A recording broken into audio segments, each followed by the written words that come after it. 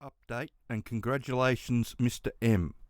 Welcome to Australian Mining for New Starters, and just to let everybody know, I won't be doing the two camera thing for the moment. The surgery was successful on my eyes for the first time in 6 years. They both point in the same direction, so that's really good news. So I just want to thank Dr. Clark and everybody in at Charlie's that participated in the surgery and that helped me out over the last 6 years. It's been really great. Now, next on to the good news is Mr. M. His Nippers job finally came through. Yeah, very happy about how it went. One of the things that he just wanted me to convey to you guys was that with the medicals, it ended up taking 3.5 weeks for the 2 medicals that he had to do and it to go backwards and forwards and all that sort of stuff for it to happen. So general rule of thumb is that if they don't get in contact with you, no news is generally good news. So if something's going to happen or you're not going to get a job, they're really forwards in, they're not backwards in coming forwards and telling you no.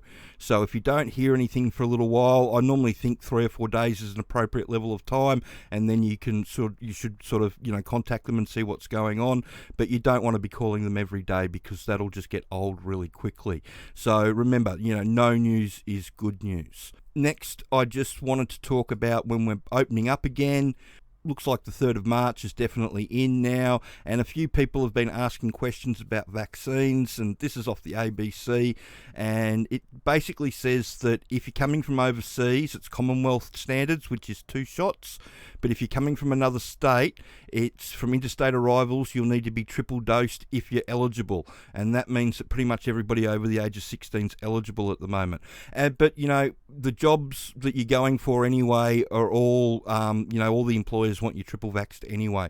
So if you're coming over and you're not triple vaxxed, then if you're going to get a job in mining, then you're going to have to do that. So I just wanted to let everybody know that I was all right and talk about the opening up and just say congratulations to Mr. M who got his job and is very happy about it.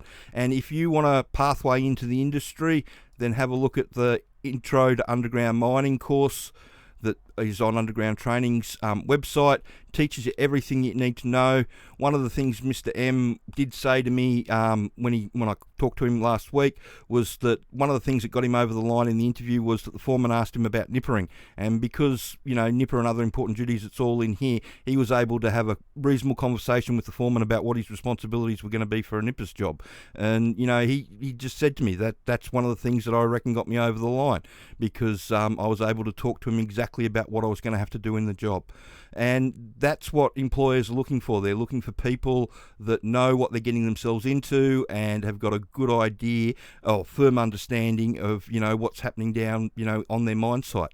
And that's the thing that people can't wrap their head around, is that in order to make it in the jobs, you have to be able to be left alone to get on with the job. And on an active mine site, that's not as easy as it sounds. A lot of people think that they'll just show up, they'll get shown by somebody with experience that'll take them under their wing and they'll show them what to do. And on a lot of mine sites, that couldn't be the furthest from the truth. On a lot of mine sites, you get the grumpy person that is antisocial, and the whole reason that they're teaching people to drive trucks is because they can't move up. And, because of that situation, they, they're pretty hard on people and they don't want to be doing it. A lot of people that like driving trucks don't like teaching people to drive trucks, because when you have to do that, often you get crammed into a small cab with 2 people, whereas people that normally, TFLs, truckies for life, that's what they call them underground, the people that don't want to move up, they just want to drive trucks. That's all they want to do, is drive trucks up and down all day.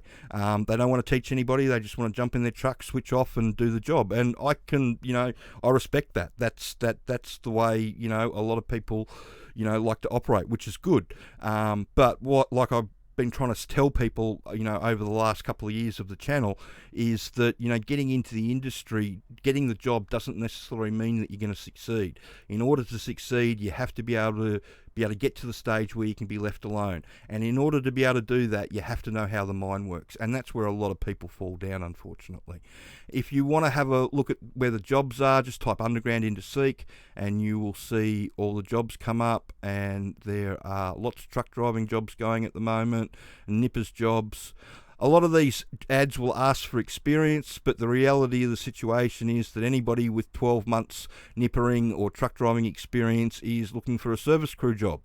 So the majority, or a pace fill job, so the reality is that the majority of those truck driver jobs and nipper jobs are going to have to be filled with new starters.